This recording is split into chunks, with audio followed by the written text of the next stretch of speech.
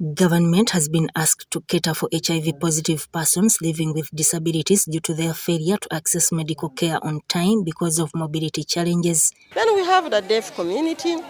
Those ones sometimes they don't go to different centers. Reason being that there is no sign language interpreter in most service centers. So when we go to the communities, we target them.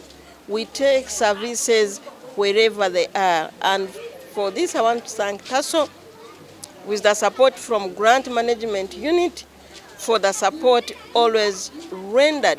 This has been disclosed by Babiri Kwagala Betty while sensitizing the disability community living in Little Denmark shelter, Chebando. Betty says women are the most affected and have been exposed to HIV due to sexual harassment, with others illiterate about HIV/AIDS. So we call upon the government programs also to target people with disabilities and the other service providers to target people with disabilities, because many of them, they have mobility challenges, many of them are poor, so sometimes getting transport for yourself plus your wheelchair plus the person supporting you is too expensive compared to the person who is not disabled. And you find if someone is blind, that person will need someone to guide him to where the services are. And catering for two people is always a challenge. Betty says they have now embarked on targeting where they are to carry out sensitization, despite the challenge of poor adherence. The Executive Director, Tunaweza Foundation Uganda, Victoria Nalule, says persons living with disabilities have a right to be with families, hence sensitizing them about HIV/AIDS. We've gone door-to-door campaigns.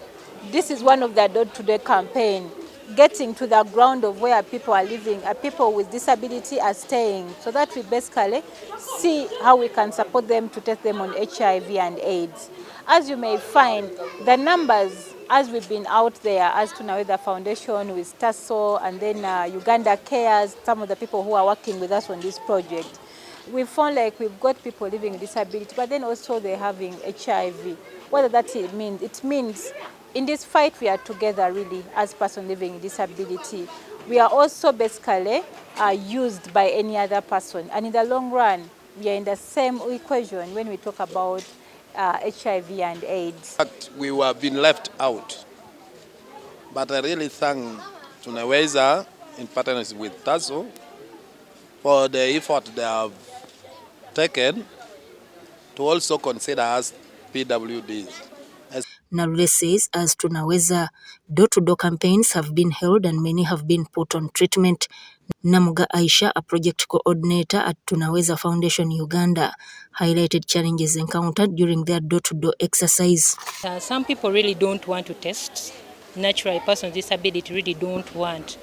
And others, they test and they don't wait for their results. They just go without their results, simply because we give them some allowance. So they don't wait for the results. After getting them their allowance, they just go out. Inclusive access to HIV information and care for persons living with disabilities has been centered key in reducing HIV. So that Kaye, UBC News.